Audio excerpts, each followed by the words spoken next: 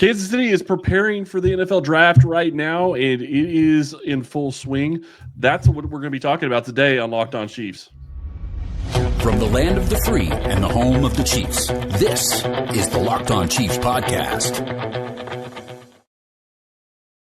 Hey, Chiefs Kingdom, welcome back for another episode of Locked On Chiefs, your daily podcast covering the Kansas City Chiefs, part of the Locked On Podcast Network, your team every single day. Thank you for always making Locked On Chiefs your first listen of the day. Don't forget, we're free and available on all platforms, including YouTube. There is a ton to talk about. We're going to get into it, talking about the Chiefs preparing for the NFL draft, which is just over a month away at this point. But today's episode is brought to you by Game Time. Download the Game Time app, create an account, and use code LOCKEDONNFL for $20 off your first purchase. All right. What is the likelihood of them picking 4 in the top 100? We're going to be talking about that a little bit later. What's going on right now as they prep for the NFL draft, since the NFL offseason is mainly over for Kansas City. But we're going to start with Matt Derrick talking about where could they look early on. And what I mean by early on, let's look at probably the first 3 rounds. I'm not really going to worry about the last 2 or last 4, I guess. But Kansas City has 8 picks going into this NFL draft. It's always an exciting time, Matt. I'm really looking forward to having this discussion with you because I love talking about the NFL draft and the possibilities. No, it's definitely a lot of fun. And at this point, this is what everybody in the NFL is focused on. Most of free agency has winded down. Even college scouting. I mean, you got some of your college scouts who are on the road, certainly hitting some of the pro days. They're hitting some of the spring football as well. But I mean, the draft is what's going on right now. And everybody in the front office is certainly focused on it. So when we look at what Kansas City's done, and I actually talked about this on yesterday's episode, they went out and added a left tackle. That was probably their number one need coming into the offseason is what are you going to do with that left tackle position? They added Mike Pennell yesterday. They added Jerry Tillery a couple days before that. So they've added to the interior of the defensive line. So now you've got it to a point where your 2 biggest needs, at least on paper, the way that we see it, the way I see it, and maybe you have some other thoughts, are probably filled at least to a perspective of they don't have to go that direction. I still think it's possible, but what are your thoughts? Yeah, I mean, Brett Veech is of this philosophy, and Andy Reid is of this philosophy too, but it's that you want to be able to go out and play a football game before the draft and feel pretty good about your 2-deep roster so that you don't find yourself having to draft a specific position. Brett Veech has been in that spot before, and he doesn't want to be in it again. Because when you go into a draft having to take a particular position, especially somebody early, day 1 or day 2, you end up making bad choices. So, you don't want to be in a spot where, especially at 31, if you don't come out with a particular position, you're in trouble. Because you end up reaching almost always in that spot. Very rarely is a player going to be at the position that you need them and be of value at that spot. And we've seen it before. I mean, the Chiefs have made some reaches sometimes when they've been forced into taking a particular position at a particular moment in the draft. So a few of the signings that you've seen recently have certainly ironed that out. I mean, the additions, bringing in Charles Omenihu, the Jerry Tilleries, those certainly lined out the defensive line a little bit. Now, do you still want defensive line in this draft? Sure. I mean, it's going to be a high priority. But do you feel better about the 2-deep roster than you did a week ago? Yeah, I mean, the Chiefs have beefed that up a little bit. So, it's not perfect, but they're to a point where if things went incredibly badly, they just went south, and and particularly on day 1 and day 2, if you're not able to get the players that you want, whether they're not falling to you or you can't move up to go get them, then you're better off than you were a week ago in that standpoint. Yeah, and we'll talk about this in the next segment, but one of the things that really stands out to me is this draft is different than it was last year. And I know that people aren't going to think about this, but I'm looking at it from the perspective of NFL doesn't like dynasties. They don't want to see a dynasty. They're not going to. I was really shocked when the Buffalo Bills traded with Kansas City last year to give them the chance to go get a guy like Xavier Worthy. But you look at what Kansas City has done, and generally speaking, and this is a general statement, you're not going to find franchise left tackles at 31. You may find a defensive tackle. You may find an edge rusher, but you're not going to get somebody that's going to be looked at as a blue collar or a blue chip prospect. I apologize. and you're going to be getting somebody that likely has a second round grade for you. That's okay. It's not the best value, but that's the reality of the NFL draft, and the Chiefs always picking around the 30s. Yeah, it can be worse than that because some drafts, Brett Veech will tell you that there's some drafts where maybe you only have 15 players with a first round grade. You might only have 15 players with a second round grade. So worst case scenario, in the late first, you might already be taking a guy that you've got a third round grade on. And certainly if you trade back and you trade out of the first round and you trade back into the second round, there's a decent chance that, again, you're probably only getting a player that you've got a third round grade on. And that gets particularly true once you get further into the draft. Hey, you could be on day 2 even in that third round, and all of a sudden, you're looking around and the players that you see are they're 4th round picks or 5th round picks. They're guys that you had going on day 3. So it's not just a first round, problem. I mean, when you're drafting late, it's a problem in every single round. And I think that's why you've seen, Brett Veech be pretty aggressive in round 2 and round 3, and particularly round 2, because that's where you really get the problem that if you sit back and you wait late in the second round, you're not going to get a player that you want. And look at last year. Well, it was a great example. I mean, you get to the late in the second round, and I think there were probably 3 players or so that the Chiefs had interest in, and they had to go make the move because Kingsley Suamataia was one of those guys. You had to go and make a move to go get him, because there was a pretty good chance you sat there where you were and you weren't going to have any of the guys that you wanted to take available there at the end of the second round. Yeah, and when you start looking at what it's going to be for the Chiefs and this year, obviously left tackle, defensive tackle, those are 2 positions that I think that they still have a need at. But generally speaking, at least since Clyde Edwards-Helaire, and I know this isn't every single year, but at least since Clyde Edwards-Helaire, for the most part, Veech has stayed to premium positions in the first round. That's not always been the case, but that's generally been the case. And wide receiver has been added to that premium position list because of what they're getting paid across the NFL. It didn't used to be, but I think it's there now. Do you see any other positions that you think that Kansas City could be looking at other than, defensive tackle, left tackle? I mean, Brett Veech is always going to be a best available player for the most part. And, and there's the last time you could really say that maybe he deviated from that was in the 2020 draft with taking Clyde Edwards-Helaire. And that was probably also against special circumstances, but that was also probably a little bit of best available player. I mean, when they selected Clyde, it was with the belief that, hey, this was a player that they felt like could change the way that they played offense. And did it work out the way that they wanted? No. I mean, there was probably you could certainly say there were external factors that prevented Clyde from being the player that the Chiefs envisioned him becoming, and maybe even the player that he envisioned himself becoming.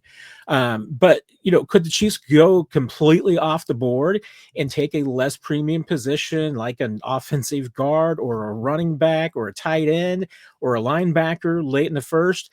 It's always possible. I mean, if your board tells you that that's the best player on the board, you pretty much have to take it. I mean, you can't take a player that you've got a second round grade on just because it's, a premium position in the first round. I mean, if you've got a player that you've given a first round grade on and you think that they're one of the best 15 to 20 players in the draft, and you're available at 31, you're crazy not to take them because your board has already incorporated positional value into that. So if this player is one of the top players on your board, you've already said to yourself, wait a minute, this is a difference maker at their position. And that's why you take them there if it's a non-premium position. Now, all that being said, is it more than likely the Chiefs are going to take a premium position? Yeah, I mean, that's just the way. That's just the way it rolls. Said, just to say, yeah, probably so. Just the way it rolls, exactly. Right. And it's funny because I look at this and I look back at the past couple of drafts, and it seems like every single year, at least for the past several years, the Philadelphia Eagles have had people drop to them that I never thought would have been there in the first round. And Kansas City is picking ahead of Philadelphia this year. I don't know if that's really going to matter, but we will see. I'm going to be very curious to see how this draft shakes out. I'm really looking forward to talking to you about this a lot more. But I do want to talk about what's going on right now. What is the team doing? And we're going to get to that right after this. Imagine watching your team live, feeling the energy of the crowd and witnessing unforgettable moments. There's nothing like experiencing a big game in person. Getting tickets shouldn't be stressful. That's where Game Time comes in. making it easier than ever to grab last-minute seats at unbeatable prices. Game Time Picks is amazing. It curates and makes it easier to find the better value for tickets to sports, concerts, comedy, theater, and much, much more. I just checked the Game Time app, and there are amazing deals on some huge matchups coming up. Go check it out. The lowest price guarantee or Game Time will credit you 110% of the difference. It is a super deal. And you have peace of mind with seat views before you buy, no surprise fees, and a lowest price guarantee you can book with total confidence. Take the guesswork out of buying tickets with Game Time. Download the Game Time app, create an account, and use code LOCKEDONNFL for $20 off your first purchase. That's Locked On NFL, LOCKEDONNFL for $20 off. Download Game Time today. Last minute tickets, lowest prices guaranteed. All right, this is where it gets fun for me because I love talking about the NFL draft, but everybody forgets about everything that's going on into the prep for the NFL draft. Obviously, free agency is over now. For the most part, as we kind of talked about last segment, they could add one or two players, but they're going to be lower players that don't get big contracts. They're not going to be guys that we're probably going to be talking about a ton in 2025, but it could be depth players that could really help them and maybe fill out this roster even a little bit more. But what is it that Kansas City and Brett Veech is doing right now as they prep for the NFL draft, which is it's about a month away as we record this today. Yeah, and you mentioned this adds up pretty quickly, amazingly enough, because the Chiefs now have 72 players under contract.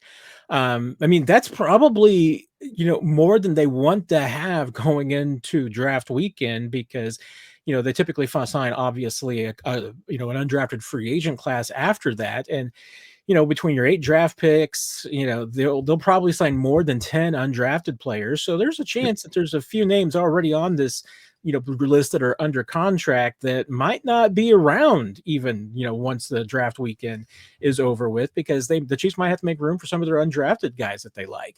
But right now you're kind of in a zone where there's a lot of quietness, because a lot of teams where the Chiefs are right now, they've filled out their rosters. Now if there's some free agents that you're liking, this is pretty early for this, but usually you reach this in some point in April where teams just sit back and aren't going to sign anybody because they want to wait for that deadline where players aren't going to be eligible for the free agent compensation formula. So certainly if there's a guy that you're interested in paying more than just a veteran minimum contract, you're going to want to wait until, they're not going to calculate it into that formula. So there might be a few names that, you wait until early May, then they disappear off the boards. But, when it gets to the draft, the combine is over with now. Right now, you're kind of getting in even almost into the tail end of the NFL at the pro days on the college campuses. So that's where a lot of your college scouts are for sure. Maybe a few of your NFL scouts. There's going to be some pro days that Brett Veech and his upper office, colleagues go to hit, and, maybe more than one of them, some coaches might be going to. And remember, right now they're doing all these top 30 visits. So they're having players come into the building, talking to them, doing their interviews. The Chiefs use those in a lot of more different ways than some other teams do. The Chiefs will certainly bring in some big names when they want to see who might go in the first round. Obviously they did that with Patrick Mahomes very famously. But you're also going to see a lot of either guys with medical issues or late round undrafted free agent possibilities that the Chiefs, like to use those 30 visits on, to have them come in and just do a little bit more homework on them, especially some players that they may not have seen as much or just don't know about as much. And particularly if there's any medical issues. So that's a lot of what's going on. But the other thing, as far as really getting ready for the draft, is that I would imagine by this point that Brett Veech has talked with every team that's between 21 and 30 in the NFL draft in the first round, because he wants to know if a player that he likes that has a first round grade starts falling, he wants to know how much it's going to cost to get to every single spot. And there might be some teams in there that won't trade with the Chiefs. They know that. There's been some teams that they've had some difficulties in the past trying to make deals with. Might be some that are absolutely willing and able, because the Chiefs, hey, they still trade with the Buffalo Bills somehow. So right. That shop is apparently still open. But that's one of the things that Brett Veech likes to do, is that he likes to have the recon and the homework done about, hey, it's the draft starts falling a certain way, and they're doing, as we're doing mock drafts, they're doing mock drafts too, and they'll even do scenarios where, to see, hey, let's say this is how the draft unfolds, and player X is available at 22. Are you trading up to go get him? What's your plan? And there'll be other scenarios that they look at as well, maybe even later in the draft, as far as either moving up or moving back. I look at this draft and I love Kansas City being set up to where they could basically go any direction that they really want to go. It doesn't really matter. Could they go get a left tackle if somebody falls that they like? Yeah, they could get a left tackle. Could they get a defensive tackle? Yeah. I don't think after taking Clyde, I don't think you would take a running back, but I understand your point that you made earlier about if he's a first round grade on your board, you take him. And that may be actually something that would make a lot of sense in different scenarios, because you're not going to get a chance to get a blue chip prospect like that very often at 31. So positional value may go out the door in some regard in that sense. But when you look at what Kansas City's doing and what they're building and how this is going, you talk about them being able to trade with Buffalo after, remember, Buffalo's the team that gave them Patrick Mahomes all those years ago. And now they gave him Xavier Worthy. And I know Xavier Worthy isn't the same level as Mahomes. I understand that, and everybody knows that. But it's still amazing that they're willing to trade. I was looking at scenarios as I was doing a mock draft on Monday, and it was, Kansas City traded up with the Los Angeles Rams. But they weren't going to be able to trade up. Probably, I don't think they'll be able to trade with Baltimore, although they've done it before. I don't see them being able to trade up in the first round with Baltimore. I don't think they'll be able to trade up with the Chargers. Those are a couple of the picks that are going to be just right before him. But maybe, there are always teams that reach.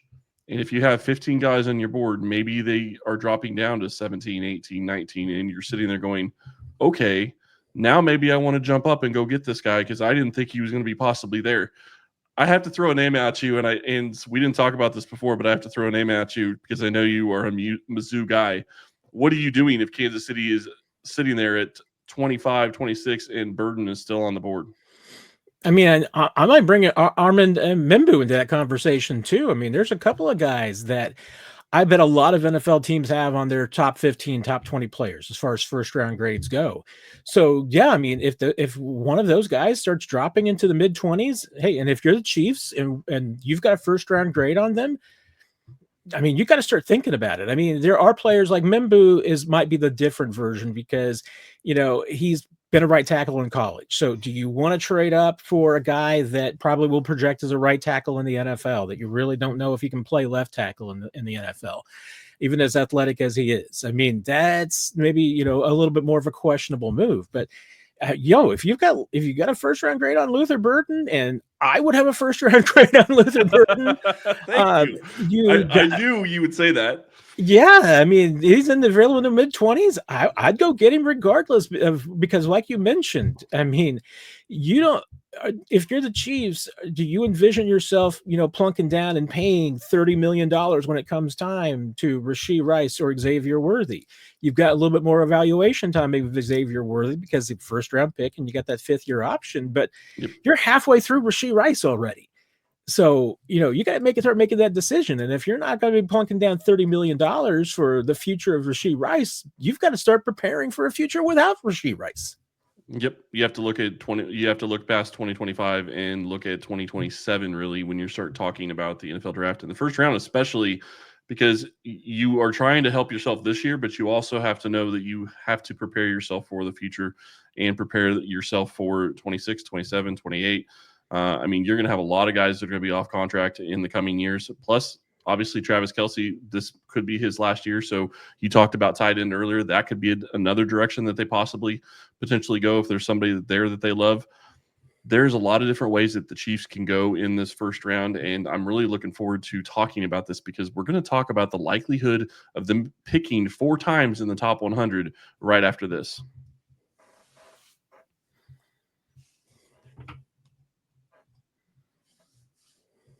Kansas City, generally speaking, doesn't have a scenario where they usually pick all of their picks in sequential order in any of 3 rounds, probably. I mean, generally speaking, any 3 rounds, they're probably going to make a trade at some point. So them not picking 4 times in the first 3 rounds would not surprise me. What are your thoughts on it? Yeah, I mean, when you have the conversation about whether they would pick in the top 100 4 players, they've got 31, 63, 66, and 95. Yep. Usually where Brett Veech likes to trade the most is in that 63 and 66 picks. I mean, because once again, you do the math. If you've got 15 to 20 players that you've got first round grades on, and another 15 to 20 that you've got second round grades on, that's 30 to 40 players that you've got in that group. And every team has a different 30 to 40 players. Even if you assume that they're all in the category of 15 to 20, they're all going to have a little bit different mix, especially in that second round. So just in the first 40 picks doesn't mean that your 40 guys are all going to be gone. You may have some that are still available into the 50s and sometimes even into the 60s. So, but the 66, that's probably a little bit more iffy. So if you're Brett Veech, I mean, moving up from 63 into the 40s, that's a big jump. So it would take you probably at least one of your later picks, one of your day 3 picks. You've got that 4th round pick. You might even take one of your 3rd round picks, 95. I mean, if you wanted to jump up significantly from 63 up, 10 to 15 spots, it might take another top 100 pick to get there. So that's where I could see that scenario happening. If the Chiefs don't come away with 4, it's because they've wanted to try and make a big jump up. Now, one thing that they've had a really hard time doing when they've been drafting late in the first round is finding a way to move out of the first round and move back and pick up some more picks. Would love to do that if you're the Chiefs, because once again, the one thing that the Chiefs haven't been able to really get ahead of the curve on for a long time, partly because, when Brett Veech started his career, he never had first round picks because his first one went they traded for Patrick Mahomes. They had the one that traded for Frank Clark. They gave up one for Orlando Brown. I mean, it kept going on that, he just didn't have any first round picks. But, look at what the Philadelphia Eagles do. And the Eagles do what Brett Veech really wants to, which is that they acquire picks that then let them move up in the first round if they want to. Now, the Chiefs have done that. I mean, they got aggressive with Trent McDuffie, and they were able to do that because they had the Tyreek Hill haul. I mean, they would love to be able to move back from 31 if there's not a player that they want, get more picks, especially in 26, because this is where, you really have to have a little bit more forward thinking. And this is for a left draft tackle class, this is a great guard group. I mean, this might be the worst left tackle group that you're ever going to see. And just odds are, I mean, even discounting who might to stay an extra year because of NIL or any of these things, there's going to be better left tackles next year, just based on the fact that there's no left tackles in this year's class. It is very, very grim. So if it's that bad, I mean, you'd love to get some picks in the next year when you're really going to be looking hard at tackles, both left and right side. If you can get one this year, great, go for it. But you'd love to be able, I think if you're Brett Veech, that would be the ideal scenario, is that you're able to trade out of 31, you're able to get some assets for next year, and then you're able to still maybe have 4 picks in the top 100 this year. Maybe go down to 3 if you're using one of those to move up and get a better second round pick. If you walked away with 2 players in the top 50, 3 of the top 100, and you got assets for 2026, that I think would be the ideal draft for Brett Veech. That's a win. That'd That be is a huge absolutely win if they are able to do that. I don't want to disagree with you. I just have a hard time watching and thinking that Brett Veech is going to be a guy that's going to sit back and just let somebody come and take somebody at 30, take his pick at 31. He just seems like the guy that's always trying to trade up and go get somebody. Now, and I don't disagree with the moves that they've made lately, and especially in the first round, I think that they've had some good picks, but he seems to be very aggressive. And so to me, him trading back I don't think that that's going to happen. But I do see what you're saying about moving up and maybe taking your pick 95 or your 4th round pick and trying to move up into the 40s or 50s to try to go get somebody that you have a second round grade on, or not necessarily even a second round, but a high 3rd round grade, because you're not going to get those guys where you're picking at 63, 66, and 95. You're just not, generally speaking, you may not get a second rounder at 50? a guy that you have a second round grade on, you may not get it at 50. I mean, that's the reality of picking at the back end of the round. Now, you may not even get a guy that you have a third round. If the draft was to go horribly, you may not even get a guy that you have a third round grade on at 63 or 66. 100%. That's a problem. Yeah, that's that. I mean, that once again, it's the problem with drafting at the end of every single round is that, you're not necessarily, you'd love to be at a spot where you're going to get the best of the next round, but sometimes the likelihood's not even that.